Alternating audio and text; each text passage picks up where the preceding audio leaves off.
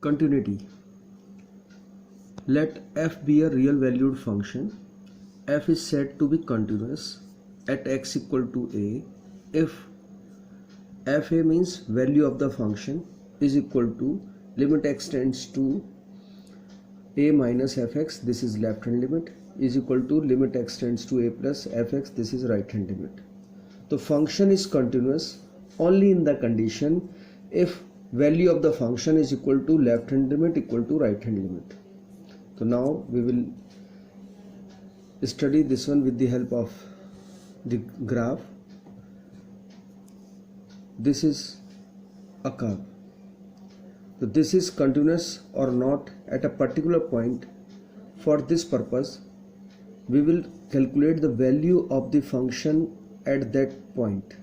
So first of all, we calculate the value of the function at x equals to a. After that, we will calculate its value very nearest to the point. So first of all, we take nearest point left of this given point, and after that we calculate nearest value, nearest point towards its right side. So towards its left at x tends to a minus h, or towards its right side we take x tends to a plus h. So if value of the function at all these three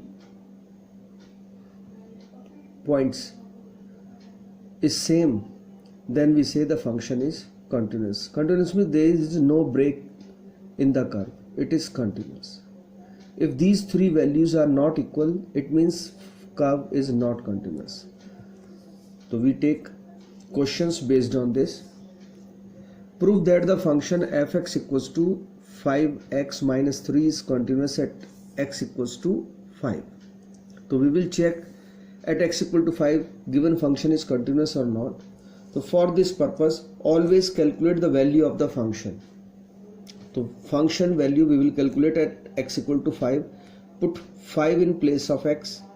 So 5 in place of x, we have 25 minus 3, 22. The value of the function at x equal to 5 comes 22. Now we calculate left hand limit. Left hand limit, limit x tends to 5 fx. For getting left hand limit, always put x equals to 5 minus h.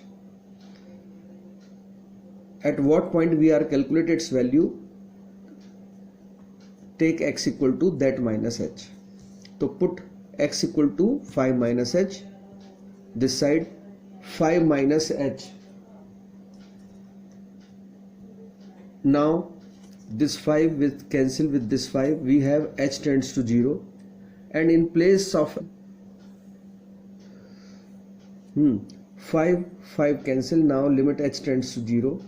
So this is 25 minus 5h minus 3. 25 minus 3, 22 minus 5h. Limit h tends to 0. Now on taking limit we put 0 in place of h.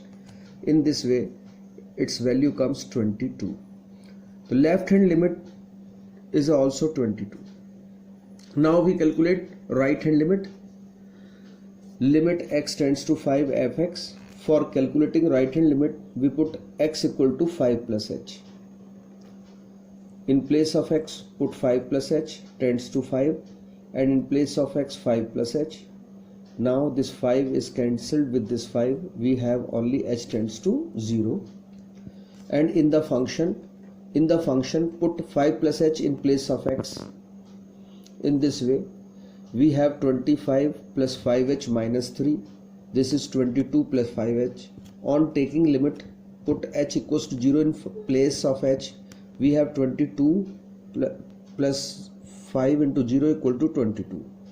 So in this way right hand limit is also 22.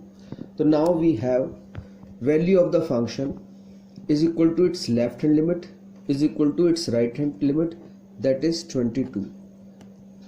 All these three values are equal.